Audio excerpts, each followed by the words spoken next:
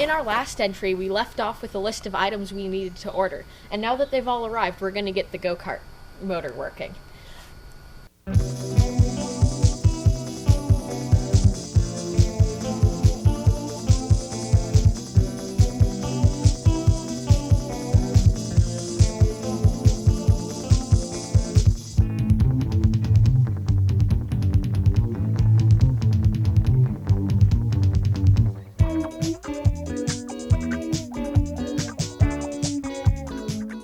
Okay, so now we've got these cables soldered on. So now we need to remove this connector and this connector and swap them around, because this is the Hall effect sensor connection and we need this one to be good and not melted.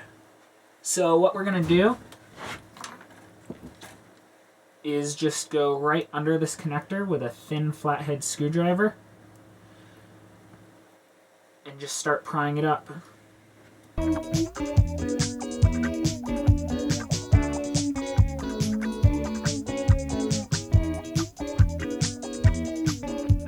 So now we need to adapt this connection here on the motor to this connection here for the Hall effect input. So we're going to pull out. The first thing we're going to do is cut off all of these connections. And they're all color-coded, so that's okay. And then we're going to do a trick I like.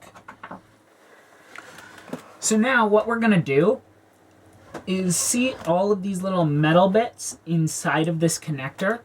That's what we want to solder to. Having a connection, like leaving this much and then connecting to that, in my experience, doesn't work super well. So what we're going to do is grab this connector by one of the wires and hold it so we're putting tension from the wire to the plastic bit. And then we're going to use a pick like this to pry up this other plastic bit here, which will then allow the metal bit to just slide right out.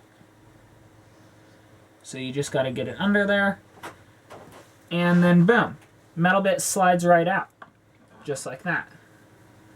And then we just need to do that for each one.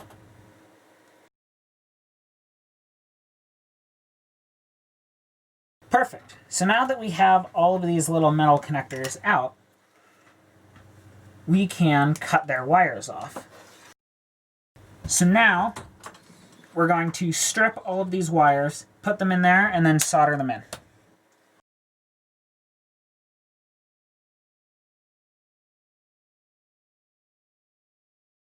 Well, now I've done all of these. So now we're going to put this connector right in this socket and then put all of the connections into it.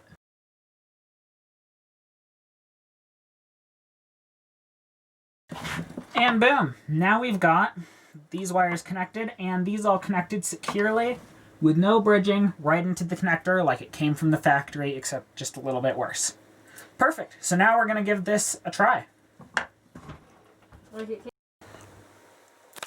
I ended up having to disassemble the motor because I needed to know how many poles it has, and I cannot find a data sheet for it anywhere. So here's what's inside the motor. We've got the front plate here, which was held on with these screws. And then we have the middle spinny bit, the rotor, which has all the magnets on it, the bearings, and a fan apparently. I don't know how that's drawing in any real amount of air. And then inside the motor here, we've got 9 of these big coils. Now that the motor's working, let's reassemble the rear axle.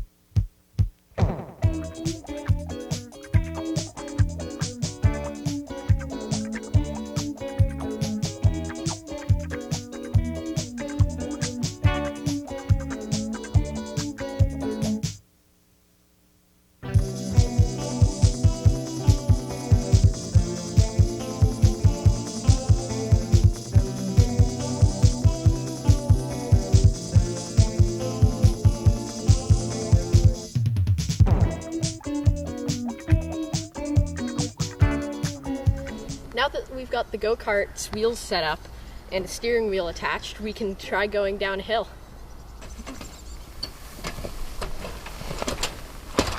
Whee!